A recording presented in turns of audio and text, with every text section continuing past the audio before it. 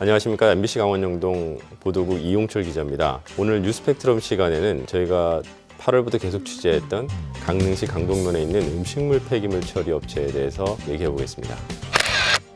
네, 저희가 현장을 처음 찾은 것은 지난 8월이었습니다. 강릉 강동에서 옥계로 넘어가는 밤제라고 있습니다. 그곳에서 임도를 따라 수백 미터를 올라가면 소나무 수십 그루가 죽어 있다라는 제보를 처음 받게 됐습니다. 처음엔 재선충병이 아닌가 의심을 하고 현장을 좀 나가봤는데요. 정말 현장에 나가봤더니 소나무 수십 그루가 큰 것은 아름드리 소나무 정도 되는 것부터 작은 것까지 죽어 있었고요.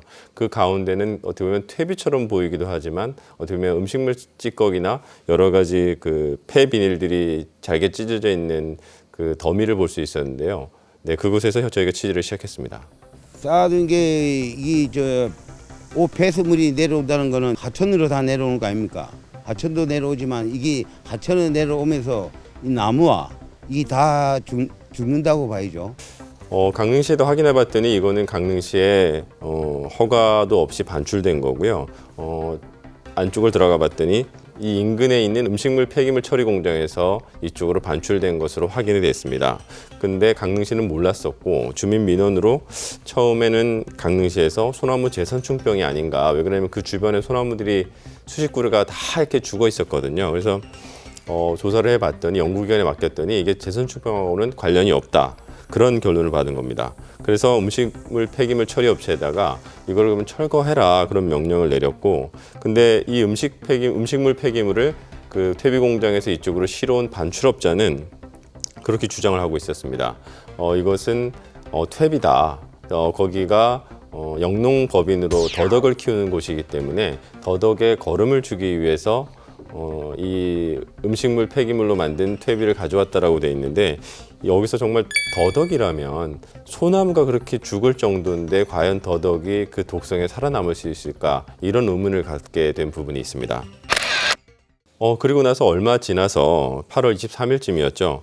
강릉시의 대표 관광지라고 하는 정동진으로 흘러가는 그 정동진천 상류지 지역에 하천 계곡이 오염됐다라는 연락을 받고 현장을 나가봤습니다. 계곡이 온통 갈색으로 변해버렸고 반짝이는 기름막이 물과 돌을 뒤덮고 있습니다. 물을 휘저어보니 묵처럼 덩어리가 가득했고 파리떼도 들끓고 있습니다. 이게 방송으로는 확인할 수 없는데 냄새가 너무 심해서 구역질을 억지로 참으면서 취재를 했던 기억이 납니다. 그래서 거기에 대해서도 강릉시에서도 뒤늦게 확인을 했는데 보니까 그 인근에 하천 옆에 바로 돼지 사육 농가가 있었습니다. 근데 그 돼지 사육 농가가 흘려보낸 것이 아니라 좀 전에 말했던 음식물 폐기물 업체에서 그 반출된 것들을 돼지 농장에다 쌓아놨었는데 여기서 침출수가 흘러내려서 그 계곡으로 흘러들어간 거죠. 이거에 대해서 저희가 현장을 찾아가 봤더니 그 음식물 폐기물로 퇴비를 만드는 그 회사를 찾아가 봤습니다. 그랬더니 본인들은 잘 모른다. 저희 취재진에는 그렇게 얘기를 했었습니다. 근데 나중에 강릉시를 통해서 확인한 바에 의하면 자기네 자체 공장에 폐기물 퇴비를 쌓아두는 공간이 있는데 이 공간이 너무 부족하고 그 밑에 금이 가서 이것들을 다시 공사를 하는 과정에서 임시로 농장에 옮겨 놓았다. 그렇기 때문에 이 작업이 다 끝나면 다시 옮기겠다라고 그렇게 해명을 했다라고 했고, 강릉시는 전문기관에 시료 분석을 의뢰를 했었습니다. 재활용 공정을 마치지 않은 그런 폐기물을 무단 반출해서 인근 부지에 적재한 것으로 판단돼서 폐기물 관리법에 의한 폐기물 처리 기준 위반으로 그렇게 판단돼서 그 법에 의해서 조치할 계획입니다. 근데 여기서 끝난 게 아니고 그 다음 달 9월 달이었어요. 보면은 음식물 폐기물 공장에서 한 130여 미터 떨어진 곳이 있었는데, 근데 이곳에도 소나무 고사할 때 쌓여있던 음식 폐기물이 같이 쌓여 있었던 겁니다. 저희도 현장을 가봤더니 구그림과 사유림의 경계가 있었고 구그림을 침범한 거로 확인이 됐고, 그 음식 폐기물을 반출한 업체도 그 부분을 인정을 했습니다. 산림청 땅에 약간의 아주 미세하게 넘어간 부분, 어찌됐든 저의 과실이라고 생각하고 그 부분에 대해서는 어떠한 처벌도 내린다면 받겠습니다. 그리고 강릉 구그림관리소는 처음에는 왜 이게 별 문제가 없다라고 하다가 민원이 제기되고 저희가 보도가 나가면서 그러면 자기네도 이거에 대해서 구기름 침범한 거에 대해서 차법 처리를 하겠다는 절차를 밟고 있습니다. 또 여기서 끝나지 않았습니다. 혹시나 해서 그 안쪽으로 연결된 임도를 저희가 100여 미터 정도를 걸어 들어갔더니 거기에 또 다른 음식 폐기물이 쌓여 있는 겁니다. 거기도 똑같이 소나무가 처음에 저희가 발견했던 것처럼 죽어 있었고요. 거기는 불과 음식 폐기물 처리 업체에서 200m도 안 떨어진 곳이었습니다. 그래서 저희가 그 지도상에 좌표를 찍어서 확인해 봤더니 처음에 그 소나무가 죽었던 곳, 그리고 하천으로 유출수가 흘러갔던 그 가축 농장, 그다음에 밤제 임도에서 저희가 발견한 곳, 그다음에 구규림을 침범해서 폐기물이 쌓여있던 곳들이 반경 400m 안에 모두 다 포함되어 있었습니다. 그리고 음식 폐기물 업체에서 다 나온 것으로 확인이 됐고요. 그 주민들은 계속 여기에 대해서 민원을 제기했다라고 얘기를 하고 있었습니다. 나무도 한 거기에 많이 죽고 이제 여기에 이거를 치우지 않으면 그 옆에 나무도 다 죽지 않겠나, 네, 그렇게 생각합니다. 그게 누가 보면 탭이라고 생각합니까? 이게 버렸다고 생각하죠. 이 네 곳에 쌓여있던 음식 폐기물들이 모두 태광비료라는 음식 폐기물 처리 업체에서 나온 것으로 확인을 됐습니다.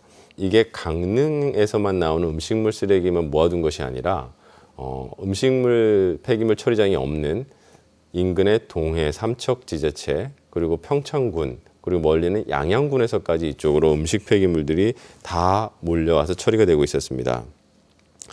하지만 이 공장을 대해서 잘 알고 있는 사람들에 따르면 이 공장이 과연 그렇게 많은 음식 폐기물들을 처리할 수 있는 용량이 될까? 전문가들의 얘기를 들어보면 이거를 가지고 와서 물을 다 뺀 이후에 처리를 해서 소위 말해서 썩히는 과정을 통해서 이것들을 퇴비로 만들어서 나가야 되는데 그 안에 용량이 부족하기 때문에 제대로 처리를 하지 않고 외부로 빨리 반출하다 보니까 이런 현상이 나온 게 아닌가라는 얘기를 하고 있고요. 결국은 그 농장에다 쌓아놓은 것들을 강릉시가 빨리 정리를 해라 이 업체에다 했지만 이 업체에서는 이런저런 핑계로 되지 않았고 결국은 재차 명령을 내리고 그렇지 않으면 경찰에다 고발까지 하겠다라는 얘기를 했습니다. 발생이 되니까 고발을 했지 않습니까?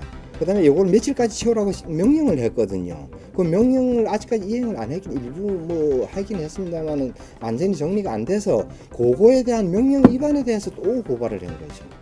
근데 더 의아한 거는 강릉시는 영업정지는 내리지 않고 계속 과태료 처분만 하고 있다는 거고요. 결국은 강릉시랑 강릉구규림관리사무소가 처음에 현장이나 사건이 발생했을 때 제대로 처리하지 않고 보도가 나가거나 민원이 제기된 이후에나 이런 것들을 좀 뒤늦게 처리해서 늑장 처리를 하지 않았냐라는 비판도 이렇습니다. 근데 이 음식 폐기물 업체의 문제가 여기서 끝나지 않습니다. 또 추가로 뭐가 확인이 됐냐면 이 음식 폐기물 업체는 전체 건물이나 컨테이너까지만 10여 동 가까이 됩니다. 건물이나 컨테이너까지 포함하면. 근데 허가를 받고 설치하거나 지은 건물은 단 2동밖에 없다는 거죠.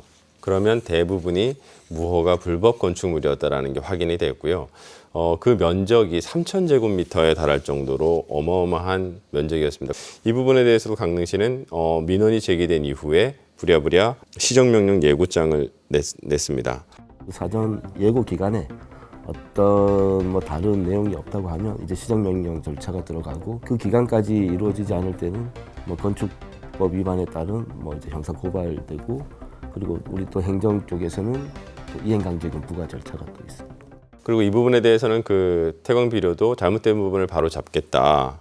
설계 사무실에다가 이 일을 위임을 해두었고요.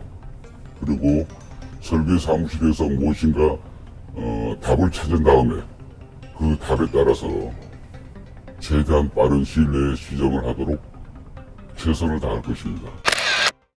정동진천 상류도 오염이 됐고 소나무도 수십 그루가 죽었고 구규림도 침범이 됐고 불법 건축물까지 확인이 됐습니다. 그렇다면 강릉시는 제대로 여기에 대해서 절차를 밟았을까요? 원래는 이 정도의 사안이면 영업정지를 내려야 되는 사안입니다.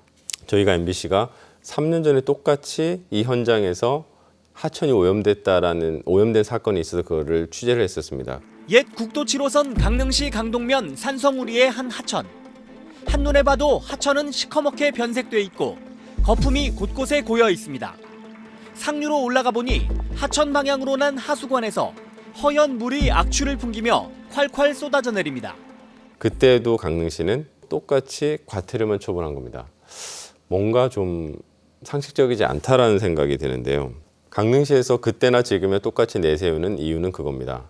이 업체를 영업 정지를 시켰을 때 강릉시에서 나오는 음식물 쓰레기, 그다음에 주변 지자체에서 들어오는 음식물 쓰레기들을 경기도나 다른 지역으로 보내서 처리를 해야 한다. 그런 이유를 대고 있었습니다. 폐기물관리법에서는 그 폐기물 처리 업체의 영업 정지로 인해서 그것을 이용하는 시민분들의 많은 불편이 예상된 경우는 과징금으로 대체할 수 있다는 조항이 있습니다. 그래서 저희가 일단은 이번 건에 대해서는 과징금 2천만 원으로 대체했고요. 뭐 충분히 그거를 100번 양보해서 감안한다고 하면 3년 전에도 똑같은 문제가 발생했으면 3년이라는 기간 동안 강릉시는 예산 지원이라든가 다른 대책을 마련하기 위해서 충분히 할 시간이 있었다고 봅니다. 근데 그동안 어떤 대책을 만들어 놓은 게 없다라는 거죠. 결국은 이런 상황이 계속 반복되다 보니까 강릉시가 이 폐기물 처리 업체를 봐주게 한 것 아니냐. 그다음에 3년 전이나 지금이나 똑같이 이 업체의 문을 닫을 경우에 이런 피해가 우려된다. 주민들의 민원이 우려된다라는 이유로 똑같이 면죄부를 주고 있는 건 아닌가. 그런 의문이 들고요. 실제로 이제 지금 보면은 감사원에서 이 부분에 대해서 감사를 진행하고 있습니다. 감사원 결과가 어느 정도까지 나올지는 모르겠지만 그 감사원 결과를 보면 과연 이게 상식적으로 이렇게 되지 않을 부분인데 이렇게 됐을까라는 부분에 대해서 답을 얻을 수 있을 것 같고 저희도 추가적으로 계속 취재를 할 계획입니다.